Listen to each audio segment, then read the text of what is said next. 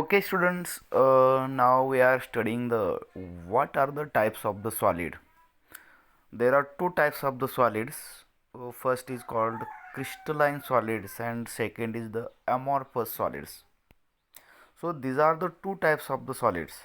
Which are the two types of solid? One is the crystalline solids, and second is the amorphous solids. Now, crystalline solids and amorphous solids are different from each others. They have the some characteristics. Crystalline solids have regularity and the periodicity in the arrangement of the constituent particles. मुलांनो, regularity म्हणजे काय? म्हणजे पार्टिकलची जी arrangement असते ते regular असते, म्हणजे एकानंतर एक एकानंतर एक एकानंतर एक.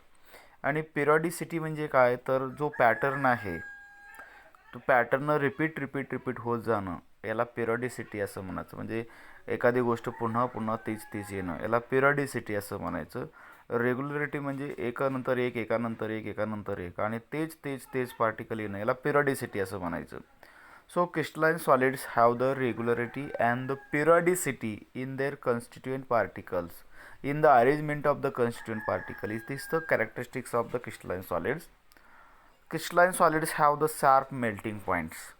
म्हणजे मुलांनो, शार्प मेल्टिंग पॉईंट म्हणजे काय? तर जे क्रिस्टलाइन सॉलिड आहे त्याचा जो मेल्टिंग पॉईंट असतो तो एक्झॅक्ट येतो, करेक्ट येतो. म्हणजे समजा 60 डिग्री सेल्सिअस एखाद्या सॉलिडचा, क्रिस्टलाइन सॉलिडचा मेल्टिंग पॉईंट हा 60 डिग्री सेल्सिअस असेल, तर तो त्याचा मेल्टिंग पॉईंट 60 डिग्री सेल्सिअस असेल तर ते क्रिस्टल बरोबर 60 डिग्री सेल्सिअसला जर प्युअर असेल तर 60 डिग्री सेल्सिअसलाच मेल्ट होणार. ह्याला आपण शार्प मेल्टिंग पॉईंट असं म्हणतो आपण. Crystalline solids have the sharp melting point. Crystalline solids are anisotropic. ॲनायसोट्रॉपिक असतात. हे जे ॲनायसोट्रॉपिक म्हणजे काय? जी फिजिकल प्रॉपर्टीज असतात की रिफ्रॅक्टिव्ह इंडेक्स असेल, थर्मल कंडक्टिव्हिटी असेल, त्याचबरोबर इलेक्ट्रिकल कंडक्टिव्हिटी असेल, ही जर आपण मोजल्या, प्रॉपर्टी मेजर केल्या, डिफरंट डिरेक्शननी जर मेजर केलं तर ते डिफरंट येतात. याला अनआयसोट्रॉपी असं म्हणतात. Wien physical properties of the crystals like refractive index, thermal conductivity, electrical conductivity is measured in different direction, they measure different, they becomes differently.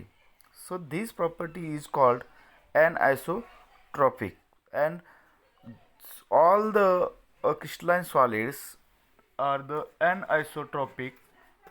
Exception is that only crystalline substance which have the cubic structure is the exception. Cubic structure, the crystalline solid which have the cubic structure are not anisotropic. Other crystalline solids are the anisotropic, and they have the regular geometrical shape. Crystalline solids have the regular geometrical shape. For example, ice, metals like gold, copper, sodium. These are the crystalline substances, crystalline solids. Materials like diamond, graphite, ceramics. These are the crystalline solids. Crystalline solids. Next point is the what are the characteristics of the amorphous solids?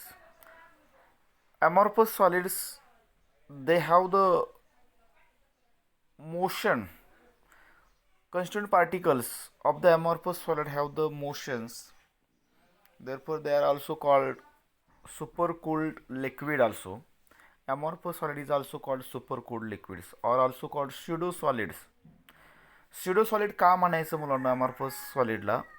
तर कारण ते solid असल्याचं भासवतात पण actually ते solid नसतात, म्हणून त्याला आपण स्युडो सॉलिडसुद्धा म्हणतो. So amorphous solids do not have regularity and periodicity. म्हणजे रेग्युलरिटी नसते.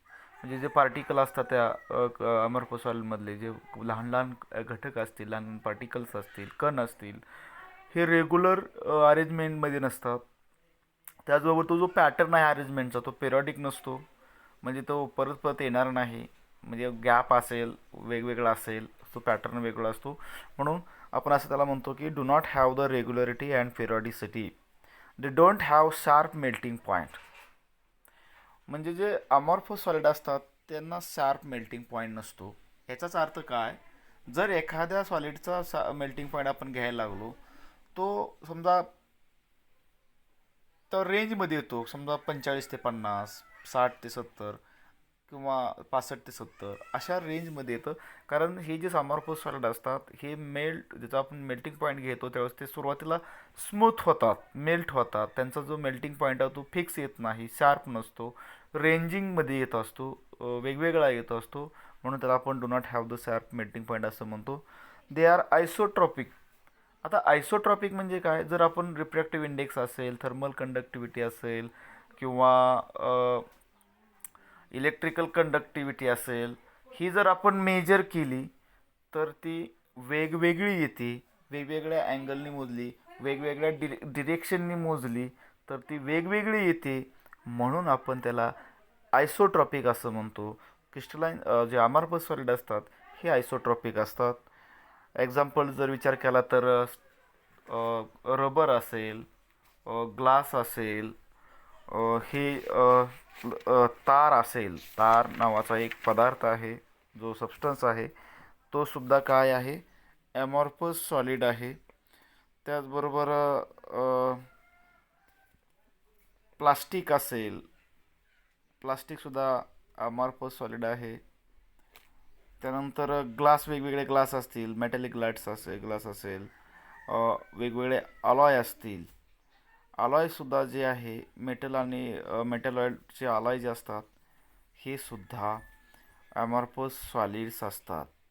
ग्लास, प्लास्टिक, रबर, टार, मेटॅलिक ग्लास, हे जे आहेत ते सगळे ॲमॉर्फस सॉलिड्स आहेत. ओके.